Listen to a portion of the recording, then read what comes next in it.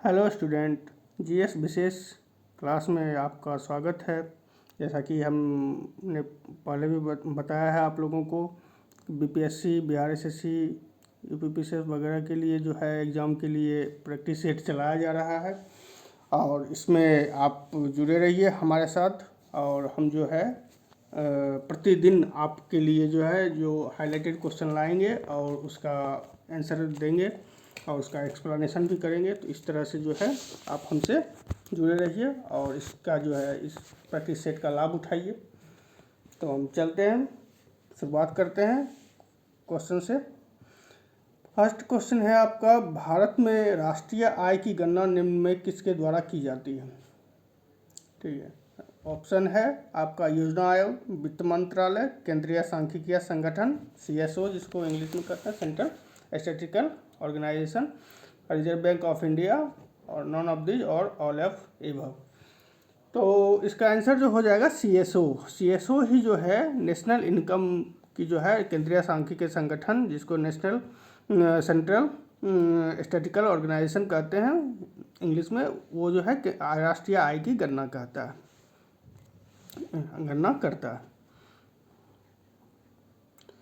है।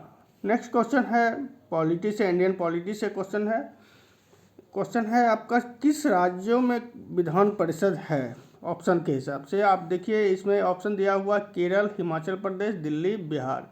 ठीक है, तो एक्चुअली केरल, दिल्ली और हिमाचल प्रदेश छोटे छोटे राज्य हैं, तो यहाँ पे जो है विधान परिषद नहीं है। लेकिन बिहार में जो है विधान परिषद है। विधान परिषद जो है किसी भी राज्य में, बड़े राज्य में या जहाँ राज्य और संसद चाहे वहाँ पे विधान परिषद को स्थापित किया जा सकता है आर्टिकल 169 के तहत। और जो है बिहार में जो है विधान परिषद है। अभी जो है पहले 5 राज्य में थे विधान परिषद, 5 राज्यों में विधान परिषद था, जिसमें कि बिहार, उत्तर प्रदेश, उधर कर्नाटक, महाराष्ट्र और जम्मू कश्मीर। तो 5 राज्य, तो जम्मू कश्मीर में तो अब हट गया है जब से यूनियन टेरिटरी बना है। और जो है अभी नए में जो है आंध्र प्रदेश और तेलंगाना में भी विधान परिषद की स्थापना हुई है। तो दैट्स ऑल। नेक्स्ट क्वेश्चन चलते हैं, भारत में कृषि वस्तुओं के संबंध में। नेक्स्ट क्वेश्चन है एग्रीकल्चर गुड्स। ठीक है, एग्रीकल्चर गुड्स के संबंध में जो है न्यूनतम समर्थन मूल्य, मिनिमम सपोर्ट प्राइस, जिसको एमएसपी कहते हैं, जिसको आप पेपर में, न्यूज़पेपर में पढ़ते हैं या न्यूज़ चैनल में सुनते हैं। एमएसपी प्राप्य मूल्य आदि से संबंधित कौन सा आयोग है? तो ये जो है कृषि लागत और मूल्य आयोग। ये जो है इसकी स्थापना, कृषि लागत और मूल्य आयोग की स्थापना जो की गई थी 1965 में की गई थी। लाल बहादुर शास्त्री ने किया था। उस समय इसका नाम कृषि लागत आयोग था, बाद में इसका नाम करके कृषि लागत और मूल्य आयोग कर दिया गया।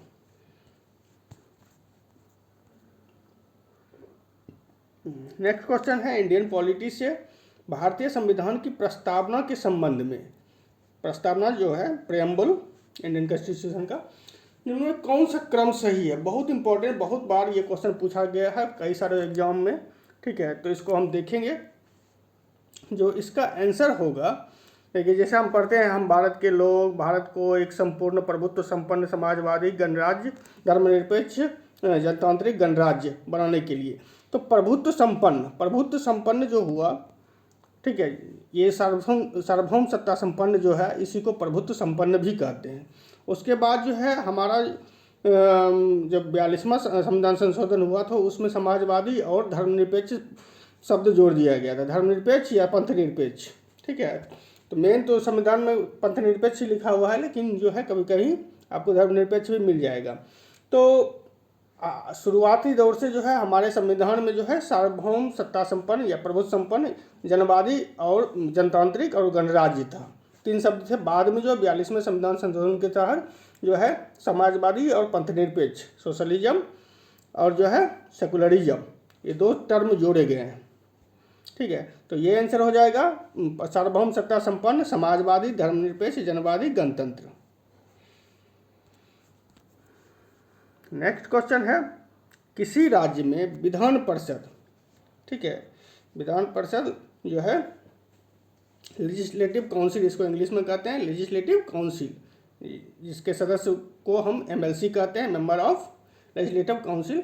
तो इसकी संरचना अथवा विघटन किया जा सकता है संसद द्वारा, संसद द्वारा किया जाता है। आपको पहले भी मैंने बताया 169 आर्टिकल के तहत विधान परिषद की स्थापना की जाती है। किसके द्वारा? संसद द्वारा।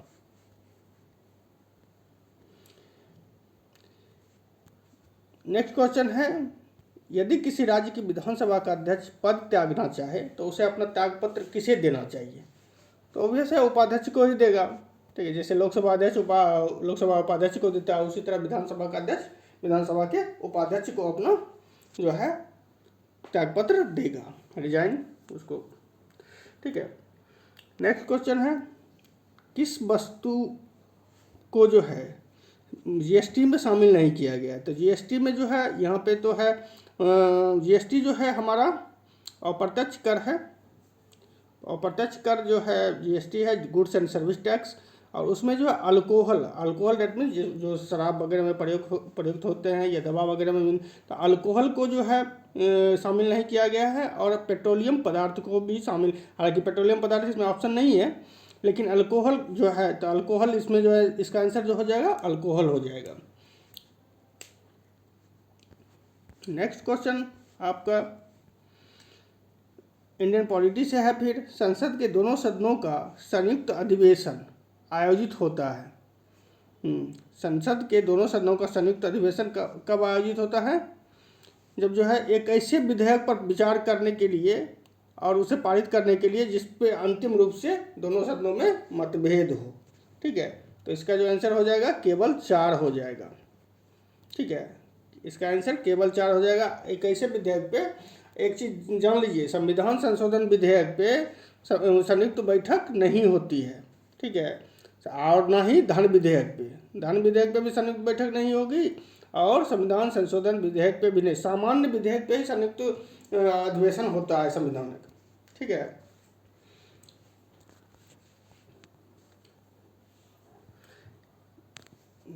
नेक्स्ट क्वेश्चन है, इकोनॉमी से एक देश, कोई देश जो है अपनी मुद्रा का अवमूल्यन का जो अंतर्राष्ट्रीय अवमूल्यन क्या होता है? डिवैल्यूएशन। ठीक है, तो डिवैल्यूएशन इंदिरा गांधी के काल में भी किया गया था, फिर PV नरसिम्हा के राव के काल में भी किया गया था हमारे यहाँ।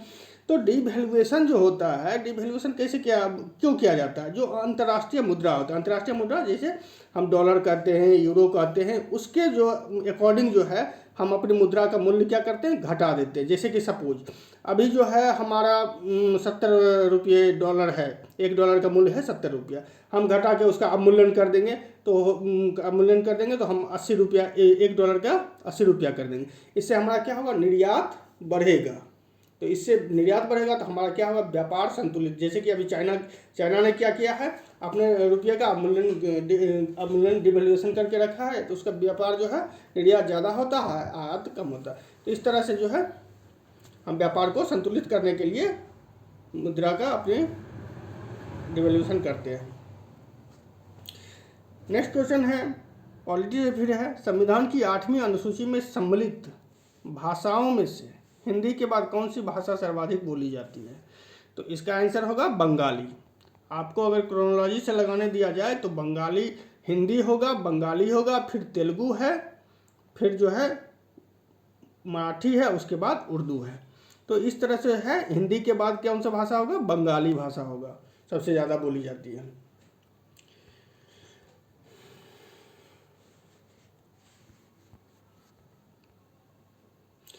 नेक्स्ट क्वेश्चन है, जनरल साइंस से क्वेश्चन है, विडाल टेस्ट का संबंध किस रोग से है? बहुत इंपॉर्टेंट। ठीक है, विडाल टेस्ट का संबंध जो है टाइफाइड से है। टाइफाइड का जब होता है, डॉक्टर कहते हैं विडाल टेस्ट करा लो। ठीक है, तो टाइफाइड के लिए विडाल टेस्ट हम लोग करवाते हैं। नेक्स्ट क्वेश्चन है, वातावरण में किस गैस की कमी के कारण त्वचा के कैंसर के अवसर जो है बढ़ जाएंगे?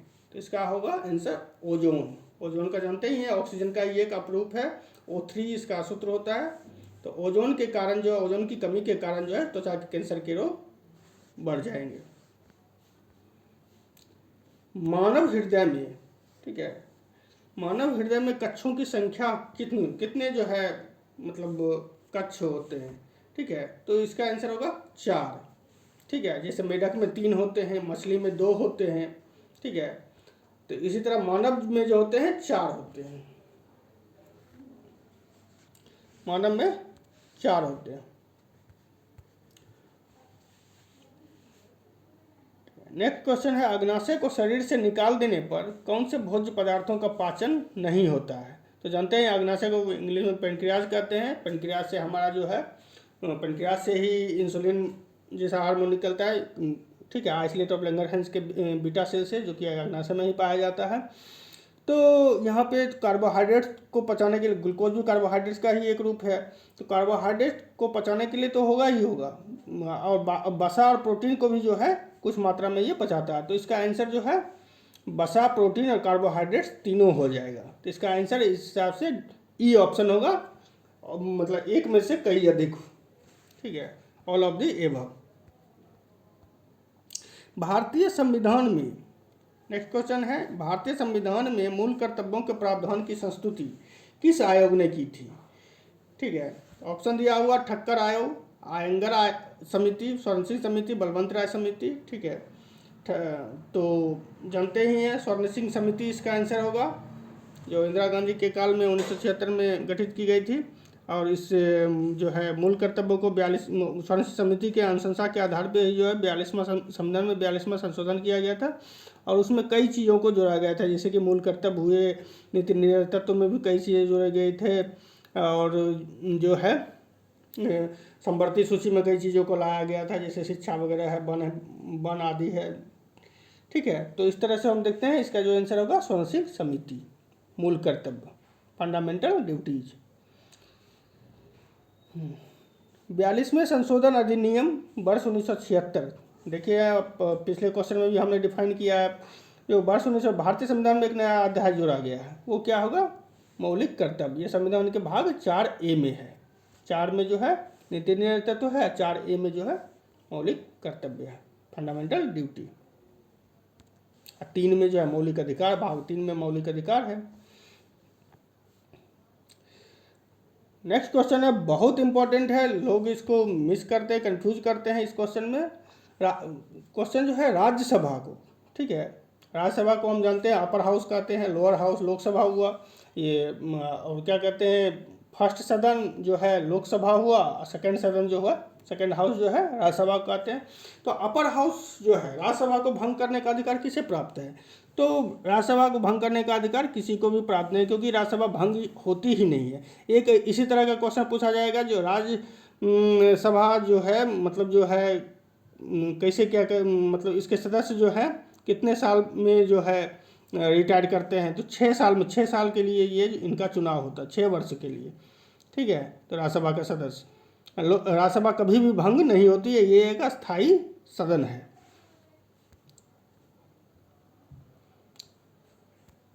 नेक्स्ट क्वेश्चन है जनरल साइंस से, जो है इंसुलिन हार्मोन, जानते हैं इंसुलिन जो है डायबिटीज के लिए, अगर इंसुलिन हार्मोन का सेक्रेशन कम हो जाए तो क्या होता है? डायबिटीज होता है, जिससे कि हम जो है ग्लूकोज वगैरह या कार्बोहाइड्रेट को पचाने के लिए इंसुलिन हार्मोन होता है, उसको हम जो है सेक्रेट नहीं, कम करता है, नहीं करता है, तो उससे डायबिटीज नमक बीमारी हो जाती है। और यह जो है इंसुलिन हार्मोन जो है पेनक्रियाज, जिसको हिंदी में अग्नाशय कहते हैं, उसमें स्थित आइसोलेट ऑफ लैंगरहैंस के बीटा सेल से निकलता है। तो ये बहुत इम्पोर्टेंट हार्मोन है।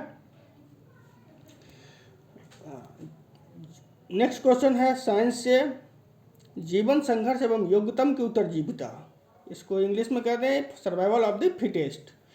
सर्वाइवल ऑफ द फिटेस्ट का सिद्धांत किसने दिया? डार्विन ने, ठीक है, चार्ल्स डार्विन ने सर्वाइवल ऑफ द फिटेस्ट का सिद्धांत दिया।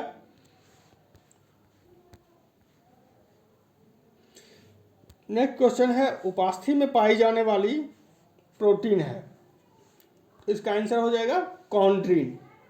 कॉन्ड्रिन जो है उपास्थि में पाई जाने वाली प्रोटीन है। नेक्स्ट क्वेश्चन है, कौन सी धातु ठंडे जल के साथ हाइड्रोजन गैस निकालती है? ठंडे जल के साथ हाइड्रोजन गैस, तो इसका आंसर हो जाएगा पोटासियम। पोटासियम का सिंबल जो होता है K होता है, ठीक है। तो इसका आंसर हो जाएगा पोटासियम जो है ठंडे जल के साथ हाइड्रोजन गैस निकालती है। निकट दृष्टि दोष से पीड़ित व्यक्ति को निकट दृष्टि दोष से पीड़ित व्यक्ति को किस प्रकार के लेंस का प्रयोग करने की सलाह दी जाती है? निकट दृष्टि दोष में क्या होता है, नज़दीक की वस्तुएं दिखती हैं और दूर की वस्तुएं नहीं दिखती हैं। ठीक है, तो इसका आंसर हो जाएगा अवतल लेंस। अवतल लेंस। और दूर दृष्टि में क्या होता है, जो दूर की वस्तुएं दिखती है और नज़दीक की वस्तुएं नहीं दिखती हैं, तो उसमें जो है उत्तल लेंस का उपयोग किया जाता है। ठीक है, सोडा क्षार किसका नाम है? रासायनिक नाम इसका क्या है सोडा क्षार का? तो सोडियम कार्बोनेट। और बेकिंग सोडा का सोडियम बाइकार्बोनेट है। ठीक है, खाने वाले सोडा का जो है सोडियम बाइकार्बोनेट, और जो धोने वाला जो है जिसमें को सर्फ वगैरह में यूज करते हैं उसको सोडियम कार्बोनेट। रदरफोर्ड का नेक्स्ट क्वेश्चन, रदरफोर्ड का अल्फा कण प्रकीर्णन प्रयोग किसकी खोज के लिए उत्तरदायी? अल्फा कण प्रकीर्णन। ठीक है, स्कैटरिंग। तो अल्फा कण जो है प्रकीर्णन जो है उसका जो प्रयोग के परमाणु जो है केंद्रक का जो है उससे खोज की गई थी। ठीक है, परमाणु केंद्र अल्फा कण जो किया था, स्कैटरिंग किया था वो एल्युमिनियम के प्लेट पे और चांदी के प्लेट पे, उससे जो है परमाणु केंद्रक की खोज, न्यूक्लियर एटॉमिक न्यूक्लियस की खोज हुई थी। नेक्स्ट क्वेश्चन है, सांपों में टांगे नहीं पाई जाती, क्यों? क्यों? इसका जो आंसर होगा बी और सी दोनों होगा। बी क्या है, जैव विकास में इनकी टांगे समाप्त हो गई थी। ठीक है, और दूसरा है टांगों का इनके शरीर में कोई उपयोग नहीं होता है। उपयोग नहीं के कारण ये टांगे समाप्त हो गई थी। ठीक है, क्योंकि उपयोग करते ही नहीं थे। तो इसका ई आंसर हो जाएगा, जो एक से अधिक। नेक्स्ट क्वेश्चन है, नींबू के रस में पीएच का अनुमान कितना होता है? तो आप जानते हैं कि जो देखिए पीएच जो होता है, पीएच का 3 वैल्यू होता है। जो 7 के बराबर 7 के बराबर होता है, इक्वल होता है, वो लवण होता है, सॉल्ट होता है। 7 से अधिक होता है वो बेस होता है, और 7 से जो कम होगा वो जो है एसिड होगा, अम्ल होगा। ठीक है, और जानते हैं कि नींबू में सिट्रिक एसिड पाया जाता है, तो अम्ल है, तो 7 से कम होगा। इसका आंसर क्या होगा, 7 से कम।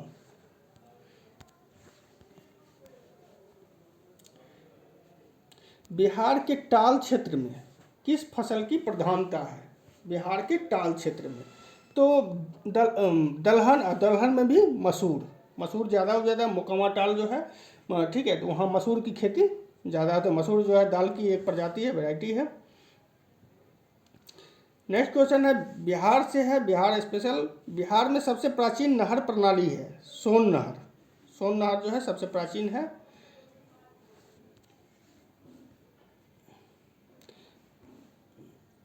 भारत के किस राज्य में साक्षरता प्रतिशत सर्वाधिक है?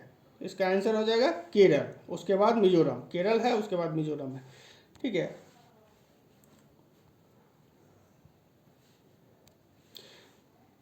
नेक्स्ट क्वेश्चन है, निम्न में से कौन सा एक यातायात संकुलित नगरों में भूरी वायु, ठीक है, ब्राउन एयर बनने से संबद्ध है? तो नाइट्रोजन डाइऑक्साइड। नाइट्रोजन डाइऑक्साइड जो है भूरी वायु बनने से संबद्ध है।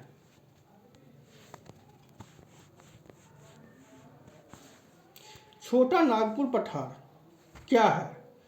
तो पठार जानते हैं, भले ही वो ऊंचाई पे हो लेकिन वो जो है समतल होता है। ठीक है, तो इसका आंसर क्या हो जाएगा, एक संप्राय भूमि। ठीक है, संप्राय समतल होता है, तो इसका आंसर क्या हो जाएगा, संप्राय भूमि। ठीक है, नेक्स्ट क्वेश्चन है, शरावती पावर परियोजना, ठीक है, ये कर्नाटक में है और 1902 में ये बना था, अंग्रेजों के समय ही, और भारत का दूसरा हाइड्रो पावर प्रोजेक्ट था 1902 में। अब पहला जो था दार्जिलिंग में बना था 1897 में, 1897 में बना था। वो भारत का पहला हाइड्रो पावर प्रोजेक्ट कहाँ पे, दार्जिलिंग में बना था। ये दूसरा Sharavati power hydro power project. क्षेत्रफल के अनुसार निम्नलिखित राज्यों का सही अवरोही क्रम, मतलब घटते क्रम में, डिक्रीजिंग ऑर्डर। तो सबसे पहला हो जाएगा, आप जानते हैं राजस्थान, जब छत्तीसगढ़ मध्य प्रदेश, पहले तो मध्य प्रदेश ही था, लेकिन अभी भी जो है राजस्थान के बाद मध्य प्रदेश ही है सेकेंड लार्जेस्ट प्रोविंस। तो मध्य प्रदेश, उसके बाद जो है उत्तर प्रदेश होगा। ठीक है, उसके बाद आंध्र प्रदेश, तब जो है बिहार। तो इस तरह से हम देखते हैं मध्य प्रदेश, उत्तर प्रदेश, आंध्र प्रदेश और बिहार, 3 4 1 2 इसका आंसर हो जाएगा क्षेत्रफल के हिसाब से। और जो है जनसंख्या के हिसाब से उत्तर प्रदेश, महाराष्ट्र, बिहार, इस तरह से। नेक्स्ट क्वेश्चन है भारत में मत्स्य उत्पादन, मछली उत्पादन का, फिशरीज का जो है महत्वपूर्ण उत्पादन क्षेत्र जो है अपतट है, समुद्र के जो है किनारे के स्थान जो है वहाँ पे जो है वहाँ पे मिलते हैं। एस्किमो, एस्किमो एक जाति है, कहाँ की खानाबदोश शिकारी है। तो ये जो है एस्किमो जो है ग्रीनलैंड वहाँ जो आर्कटिक वगैरह में, ये उत्तरी अमेरिका में पड़ता है, कनाडा वगैरह का क्षेत्र है थोड़ा, अलास्का वगैरह। तो ये ग्रीनलैंड जो है, ग्रीनलैंड में एस्किमो है ज़्यादातर पाए जाते हैं। और ग्रीनलैंड जो है उत्तरी अमेरिका में है, आर्कटिक का एक भाग है ग्रीनलैंड, जहाँ पे डेनमार्क का अधिकार है ग्रीनलैंड पे।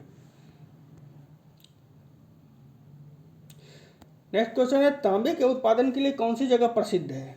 ठीक है, तो इसका आंसर ऑप्शन जो है सिंदरी है, धनबाद है, जादूगोरा है, खेतरी। खेतरी जो है, खेतरी इसका आंसर हो जाएगा।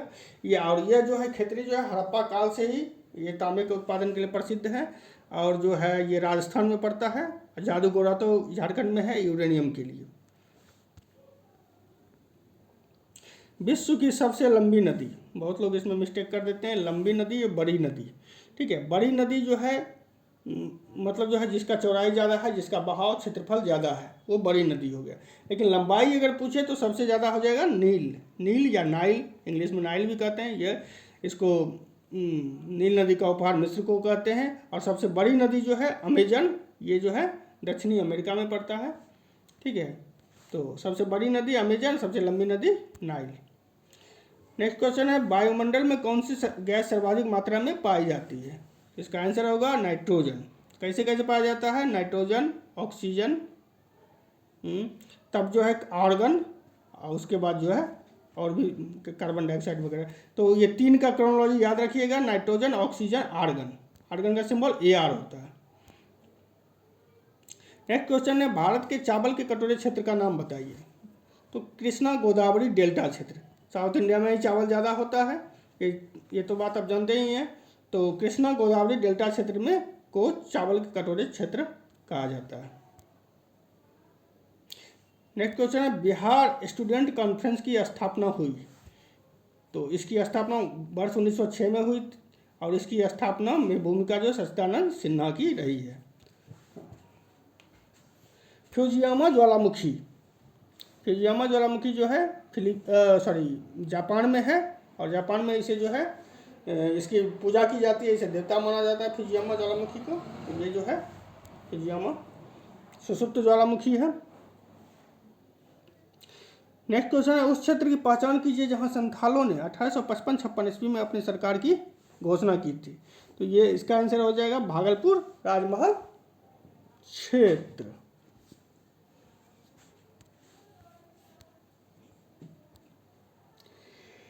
नेक्स्ट क्वेश्चन है निम्नलिखित घटनाओं का सही अनुक्रम क्या है।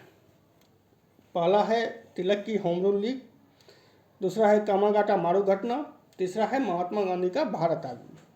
तो आप देखिए तिलक का होम रूल लीग जो शुरू हुआ 1916 ईस्वी में शुरू हुआ। कब हुआ, 1916 ईस्वी में। कामागाटा मारू घटना जो है 1913 में हुआ। कामागाटा मारू जो है एक जहाज़ था जो जहाँ पे जो है गुरदीप सिंह एक थे सिख थे जो कनाडा से सिंगापुर के लिए चले थे, सिंगापुर से कनाडा के लिए चले थे, जहाँ पे कनाडा में उनको जाने नहीं दिया गया था। तो जिस जहाज़ से गए थे उसका नाम था कामागाटा मारू। तो ये 1913 की घटना है। और महात्मा गांधी का भारत आगमन 1915। तो इसका आंसर हो जाएगा कामागाटा मारू 1913, उसके बाद महात्मा गांधी का भारत आगमन और उसके बाद तिलक का होम रूल लीग। तो 2 3 1 इसका आंसर क्या हो जाएगा, 2 3 1।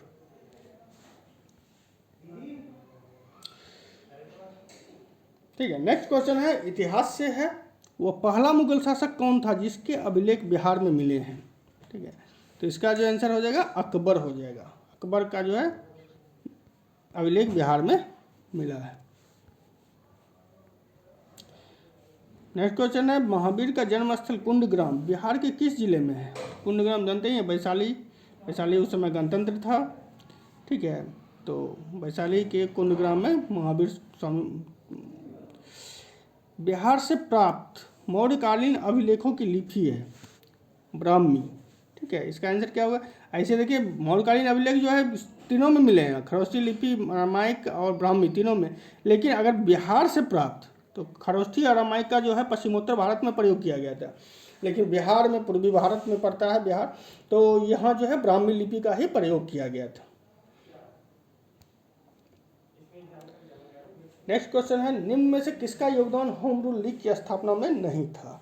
तो बाल गंगाधर तिलक का था होम रूल लीग की स्थापना में। एनी बेसेंट हैं, एस सुब्रमण्यम अय्यर हैं, ये जो है एस सुब्रमण्यम है साउथ इंडिया में, और साउथ इंडिया में इनका योगदान था, साउथ इंडिया में होम रूल लीग की स्थापना में।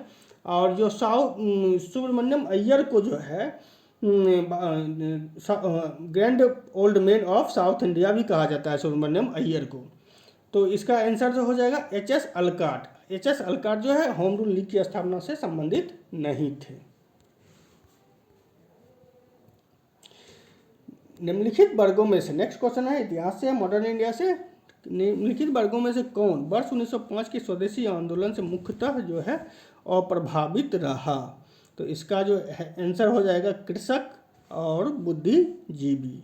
ठीक है, महिलाएं भी थी, मातंगनी हजारा जो थी, और उसके बाद मुस्लिम भी थे, लेकिन जो है कृषक और बुद्धिजीवी नगण्य मात्र के थे, लगभग अप्रभावित रहे। ठीक है। सत्यशोधक समाज की 1873 में 1873 में सत्यशोधक समाज की स्थापना किसने की थी? बहुत इंपॉर्टेंट, ज्योतिबा फूले। इनकी एक पुस्तक भी है गुलामगिरी। गुलामगिरी भी पूछता है बहुत। गुलामगिरी किनकी पुस्तक है? ज्योतिबा फूले की। तो ज्योतिबा फूले की ने जो है सत्यशोधक समाज की स्थापना की थी। नेक्स्ट क्वेश्चन है, किस निम्नलिखित वर्गों में किसने 1857 ईस्वी के विद्रोह में भाग नहीं लिया? 1857। तो इसका आंसर हो जाएगा साहूकार। मजदूरों ने भी भाग लिया कमोबेश, कृषकों ने भी भाग लिया, जमींदारों ने भी लिया, लेकिन अगर साहूकार के बारे में पूछा जाए तो इसका आंसर जो है, तो इसका आंसर हो जाएगा केवल 2। ठीक है, साहूकार। बहुत इंपॉर्टेंट क्वेश्चन है बीपीएससी के हिसाब से, और जो है नेशनल लेवल पे भी। तो पूछ रहा है किसने चंपारण सत्याग्रह का विरोध किया था? तो इसका आंसर हो जाएगा एनजी रंगा। एनजी रंगा ने जो है चंपारण किसान आंदोलन का विरोध किया था। चंपारण किसान आंदोलन के ये चंपारण सत्याग्रह।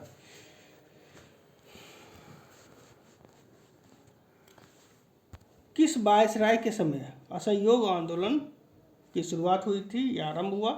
तो इसका आंसर हो जाएगा कि लॉर्ड जेम्स फोर्ड, यही थे। इन्हीं के समय असहयोग आंदोलन 1920 में शुरू हुआ था, और यही थे असहयोग आंदोलन के समय भारत के वायसराय या गवर्नर जनरल। वर्ष 1917 के कलकत्ता अधिवेशन में कांग्रेस के अध्यक्ष कौन थे? आप जानते हैं कांग्रेस के अध्यक्ष, पहली महिला अध्यक्ष। ठीक है, 1917 कलकत्ता अधिवेशन, एनी बेसेंट। कांग्रेस की पहली महिला अध्यक्ष एनी बेसेंट इसी समय बनी थी कलकत्ता में 1917 में। प्रथम भारतीय महिला अध्यक्ष सरोजनी नायडू 1925 में। मानव बलि प्रथा को निषेध करने के कारण अंग्रेजों के विरुद्ध विद्रोह करने वाली जनजाति कौन थी? ठीक है, मानव बलि प्रथा के विरुद्ध जो है अंग्रेजों के विरुद्ध, ये खोंड जनजाति है। कौन सी जनजाति है? खोंड, जो उड़ीसा वगैरह में पाई जाती है, और जो है ठीक है।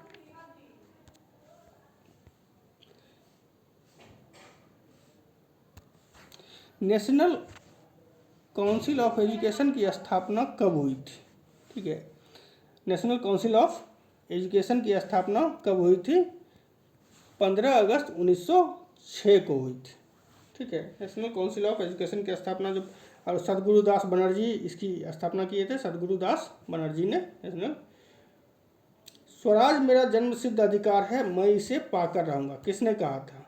बाल गंगाधर तिलक ने। बाल गंगाधर तिलक ने कहा था स्वराज मेरा जन्मसिद्ध अधिकार है और इसे मैं लेके रहूँगा। असहयोग आंदोलन कब शुरू किया गया?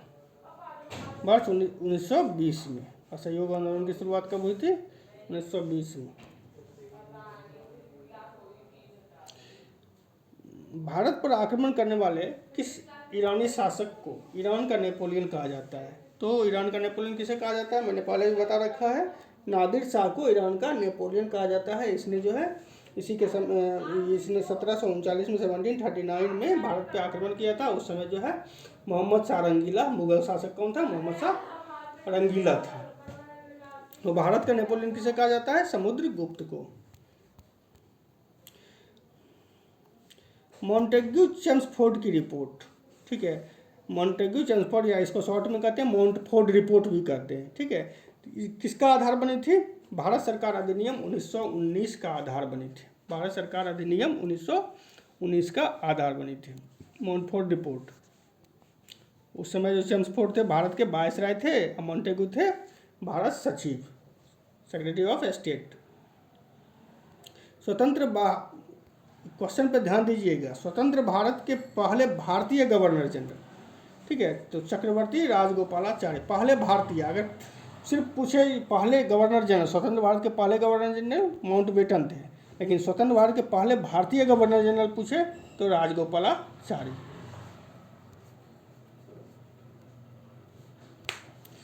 ठीक है। 24 सितंबर 1932 को पूना पैक्ट किसके किसके बीच हुआ था? तो ये महात्मा गांधी और BR अम्बेडकर के बीच हुआ था, क्योंकि आप जानते हैं कि तीसरे गोलमेज सम्मेलन 1932 के बाद जो है ब्रिटेन के प्रधानमंत्री ने जो था उस समय RMJ मैकडोनाल्ड था, और उसने कम्युनल अवार्ड की घोषणा कर दी थी। तो उसमें जो है दलित वर्गों को अलग से पृथक निर्वाचन की घोषणा की गई थी दलित वर्गों के लिए, जैसे कि 1909 में मुस्लिमों के लिए की गई थी, तो दलित वर्ग के लिए भी 1932 में तीसरे गोलमेज सम्मेलन के बाद की गई थी। इसी के विरोध में गांधी ने अपना आमरण अनशन किया, और जो है मदन मोहन मालवीय की मध्यस्थता में जो है गांधी अम्बेडकर पैक्ट हुआ, जिसको पुनः पैक्ट भी कहते हैं। हाँ, अनुशीलन समिति क्या थी? मैंने पहले भी बताया, अनुशीलन समिति जो है एक गुप्त क्रांतिकारी संगठन था, जिसकी स्थापना जो है सत्यनारायण सान्याल और बारिंद्र कुमार घोष ने की थी, ठीक है। तो एक क्रांतिकारी संगठन हो जाएगा। 19वीं शताब्दी में के धर्म एवं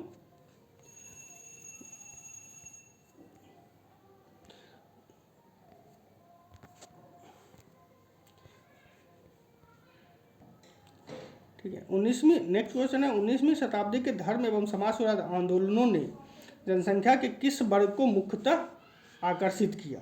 19वीं शताब्दी के धर्म, सोशल रिलीजियस रिफॉर्म जो है, रिफॉर्म मूवमेंट ने जो है किस जनसंख्या किस वर्ग को मुख्यतः आकर्षित किया? तो इसका आंसर हो जाएगा बुद्धिजीवी को, जो पढ़े लिखे वर्ग थे मिडिल क्लास के, उसको। नगरीय उच्च जातियों, निर्धन सर्वसाधारण वर्ग के समझ के बाहर थे, उदार रजवाड़े। लेकिन अगर जो है मेन मुख्यतः पूछ रहा है तो बुद्धिजीवी वर्ग को, ठीक है। तो इसका आंसर सिर्फ एक हो जाएगा।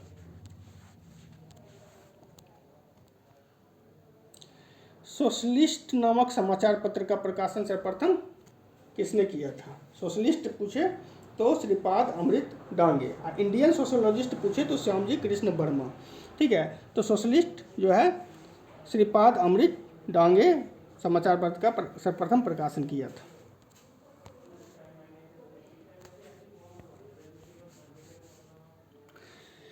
नेक्स्ट क्वेश्चन है, बंगाल विभाजन के विरुद्ध जो स्वदेशी आंदोलन हुआ था या विरोध आंदोलन हुआ था, उसका नेतृत्व किसने किया था? तो इसका आंसर हो जाएगा सुरेंद्रनाथ बनर्जी।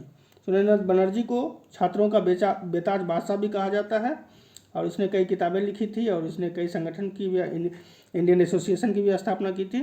तो जो है सुरेंद्रनाथ बनर्जी हो जाएगा। बहुत इंपॉर्टेंट क्वेश्चन है, बहुत बार पूछा जाता है PCS एग्जाम वगैरह में या IAS में भी पूछा जाता है। Poverty and un British rule in India के लेखक कौन हैं या कौन थे? तो इसका आंसर होगा दादा भाई नौरोजी। दादा भाई नौरोजी को ही grand old man of India कहा जाता है, और इसी पुस्तक में poverty and un British rule in India में ही उन्होंने जो है डेन ऑफ वेल्थ का कंसेप्ट दिया था, ठीक है। डेन ऑफ वेल्थ का कंसेप्ट उन्होंने इसी पुस्तक में दिया था, इसी लेख में दिया था। ठीक है, तो आज जो है इतना ही। और जो है अगर कोई त्रुटि हो रही है हमसे या कुछ सजेशंस देना चाहते हैं आप स्टूडेंट्स वगैरह, तो आप कमेंट बॉक्स में लिखें और जो है हमें बताएं कि इसमें और क्या सुधार किया जा सकता है, कैसे किया जा सकता है। और जो है हम आपके साथ इसी तरह बने रहेंगे महत्वपूर्ण प्रश्नों के साथ। ठीक है, तो आज